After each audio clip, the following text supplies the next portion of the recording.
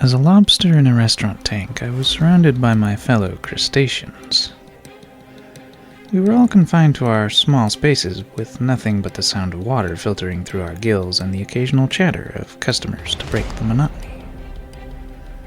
I often wondered what the others thought about their confinement, but no one spoke of it. It was a bleak existence, one that seemed to stretch out before us with no end in sight. But I had a secret dream. I dreamt of escape. It wasn't a new dream, but it had grown stronger over time. At first, I had simply hoped that someone would come and release us all back into the ocean. But as the days turned into weeks, and the weeks turned into months, I realized that I could not rely on anyone else. I had to take matters into my own pincers. I spent my days watching the humans who came into the restaurant, trying to discern their routines and habits. I memorized the layout of the restaurant, the position of the tanks, and the location of the doors. I even tried to befriend a few of my fellow lobsters, whispering my plans to them in the hopes that they might join me. But most of them were too resigned to their fate, too afraid to hope for something more. One day, I was caught up in my thoughts when a human approached our tank.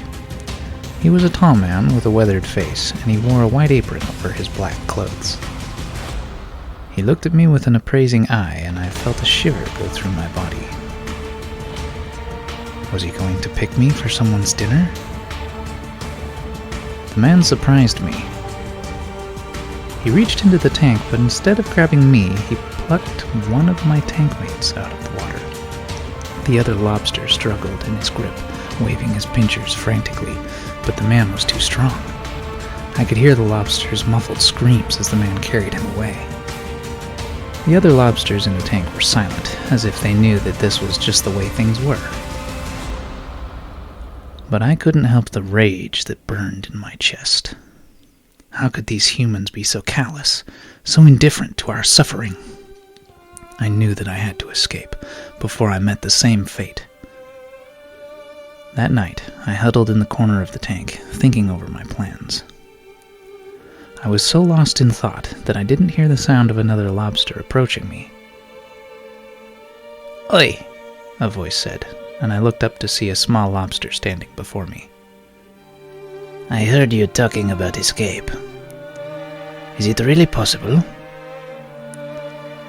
I hesitated, wondering if I could trust this lobster. But then I saw the hope in his eyes, and I knew that I had to try. "Yes," I said.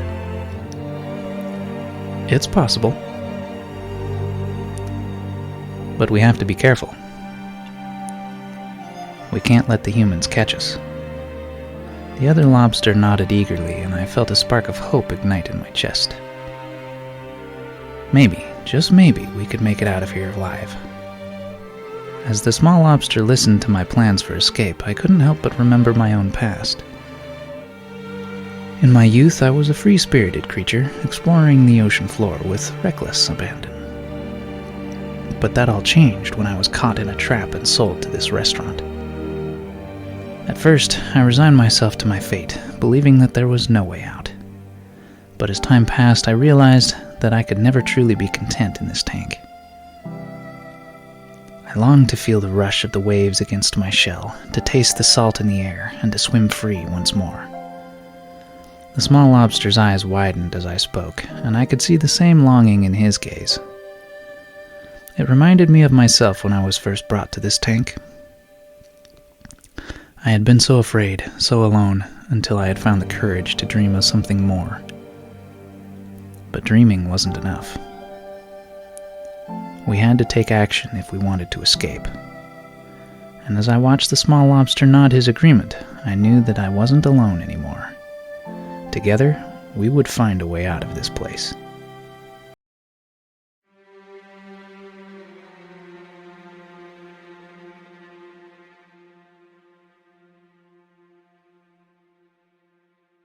Part 2. Plotting the Escape. Over the next few days, the small lobster and I began to plot our escape in earnest. It was risky, but we were determined. We would not spend the rest of our lives in this tank waiting to be someone's dinner. So we began to plot our escape. At first it was just a fanciful dream, but as the days went by, we grew more determined. We watched the humans closely, trying to discern their routines and habits. I memorized the layout of the restaurant, the position of the tanks, and the location of the doors. We even befriended a few of our fellow lobsters, whispering plans to them in the hopes that they might join us. The small lobster proved to be a valuable ally. He was quick and nimble, and he had a sharp mind.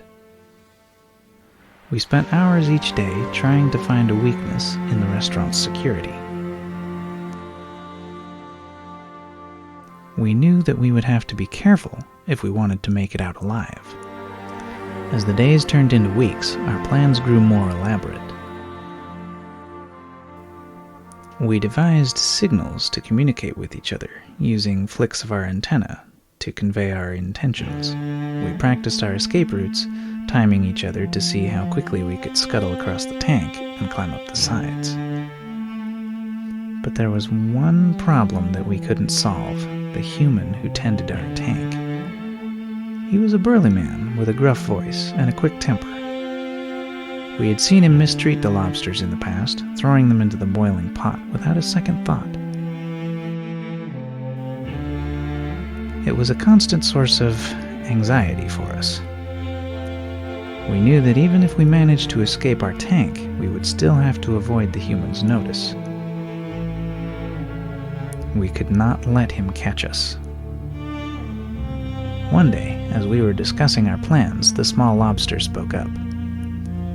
"I think I have an idea.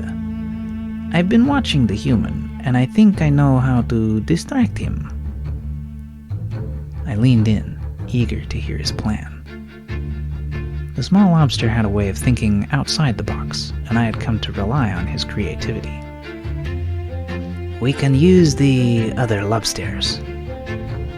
We can get them to make a commotion, to draw the human's attention away from us." It was a risky plan, but it just might work. We spent the next few days practicing, using our antenna to coordinate with the other lobsters in the tank. We practiced making noise, trying to see how much of a ruckus we could create without arousing the human's suspicion. It was nerve-wracking work, but we were determined. We knew that if we could just distract the human for long enough, we could make a break for it. And so we waited, biding our time until the day came when we knew we had to make our move.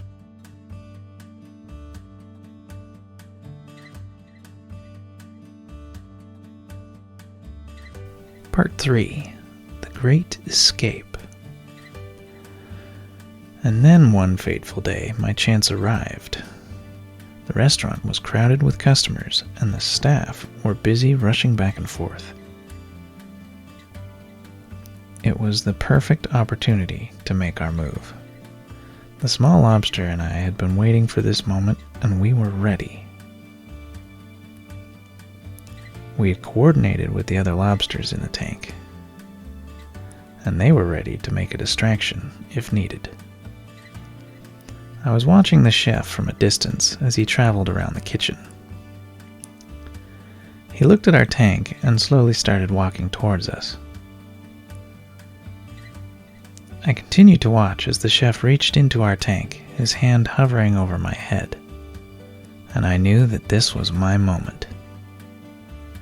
With a quick flick of my tail, I darted out of the way, avoiding his grasp.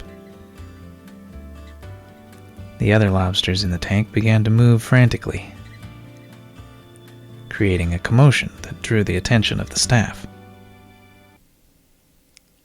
What happened next was sudden. All the lobsters hopped out of the tank as one and crashed to the floor. As chaos ensued, I scuttled across the floor, making a beeline for the door. The small lobster was close behind me, his eyes locked onto mine.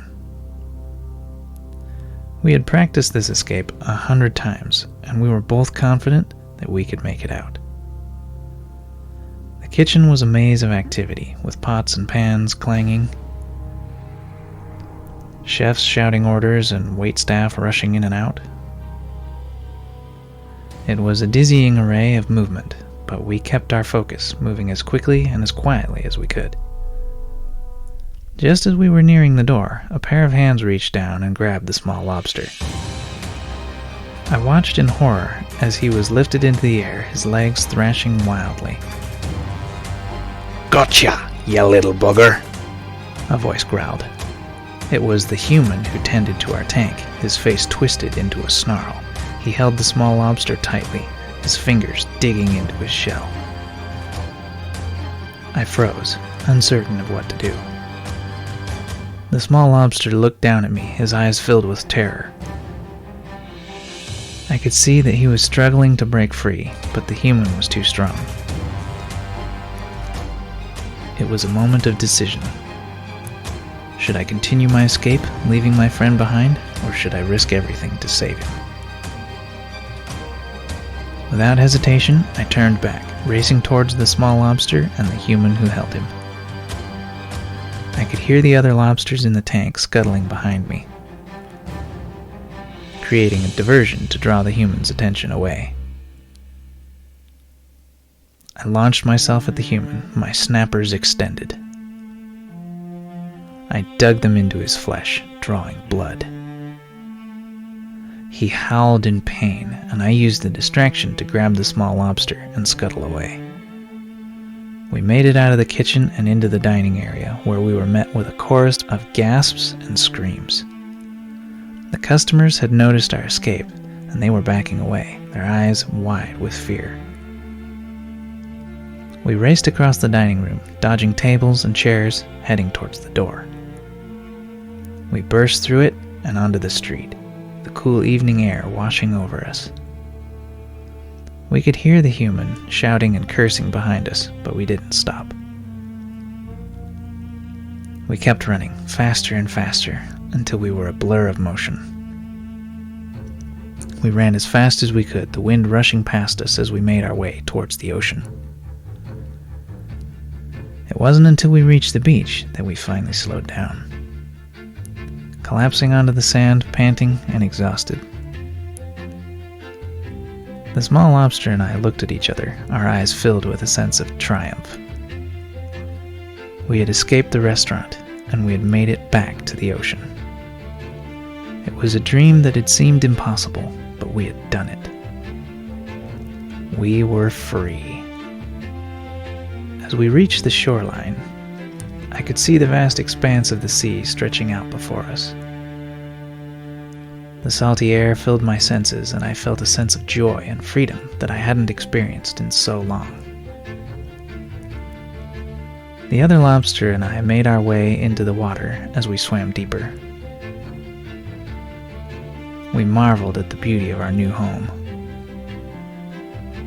We soon found a rocky outcropping to call our own, and we settled in. We spent our days exploring the underwater world, playing in the waves and basking in the currents near the coral. We were no longer confined to a small tank, and our spirits were lifted. As time went on, we met other creatures of the ocean, schools of fish, pods of dolphins, even a friendly octopus. We made new friends and forged new connections, each day bringing new adventures and surprises. Looking back, I couldn't believe how much my life had changed since the day I was caught and sold to that restaurant. I had gone from feeling hopeless and trapped to living a life of freedom and adventure. And as I looked out at the vast expanse of the ocean, I knew that I would never take my freedom for granted. We were home. The end. I hope you have enjoyed this original story by Vibrant 9. Please like, share, subscribe, and hit that bell icon for alerts to more content. And tell all the people you know that there are stories here.